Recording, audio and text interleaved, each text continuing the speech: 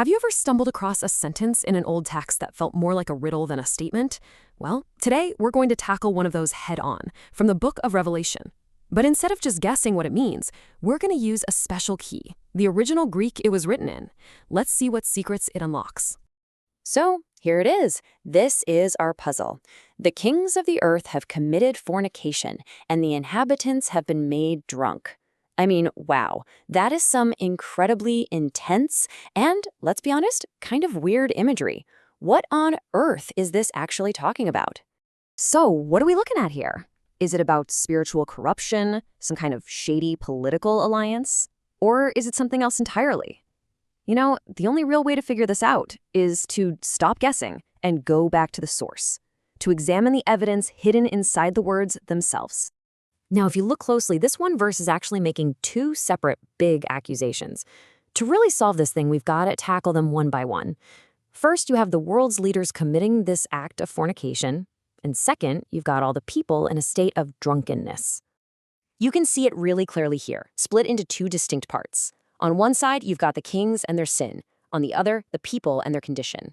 So here's the plan. We're going to zoom in on the original Greek words for each of these, starting with what these kings were supposedly up to. All right, first things first. Let's unpack that first part of the accusation. What does the text really mean when it talks about the kings of the earth committing fornication? And this right here, this is our first big clue. The Greek word is epornousan, or epornousan. This is the specific verb that gets translated as committed fornication. And believe it or not, the key to unlocking the first half of this mystery is hidden inside this one word. So the root of that word is porneo. Now, literally, yes, it can mean to commit fornication. But here's the kicker. In symbolic writing like this, it often takes on a whole different meaning, a metaphorical one. It can be used to talk about spiritual idolatry or forming corrupt alliances. And that's where things get really interesting. So you've got these two layers of meaning, right? The literal physical act, and then this deeper symbolic one. And what the sources suggest is that for a text like this, that symbolic meaning is everything. This probably isn't about a literal affair. It's a powerful metaphor for earthly rulers, the kings, joining up with a false, corrupt system just to get more power and control. Okay, so that's the leaders. They're making these corrupt alliances. But what about everyone else?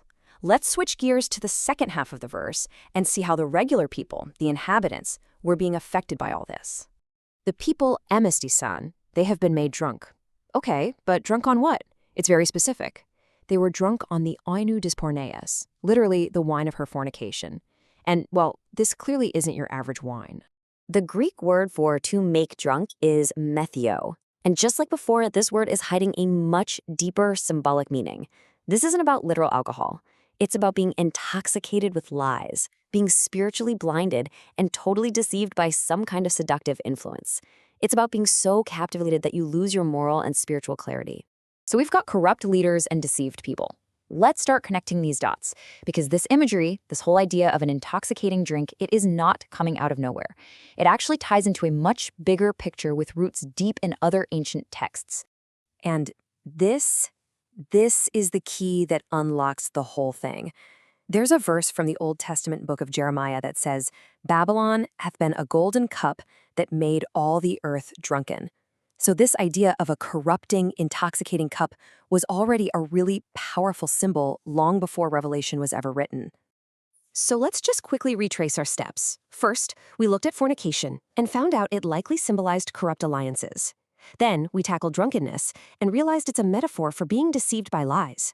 We connected that powerful imagery to the older idea of Babylon's golden cup. And when you put all those pieces together, the meaning becomes pretty clear.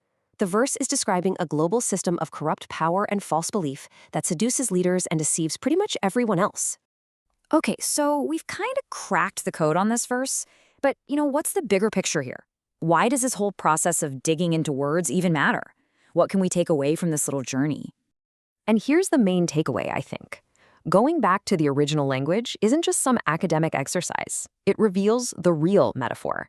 By digging just one layer deeper, a very strange and confusing verse suddenly transformed into this powerful commentary on power, deception, and global influence. And really, this is a lesson that goes way beyond just this one passage. It shows you that sometimes to truly get a handle on a complex idea, you have to look at the specific words used to build it, because a single word can change absolutely everything. Which kind of leaves us with one last big question, doesn't it? If all of that meaning was packed into just a few words, what else is out there, hidden in plain sight, just waiting for us to take a closer look?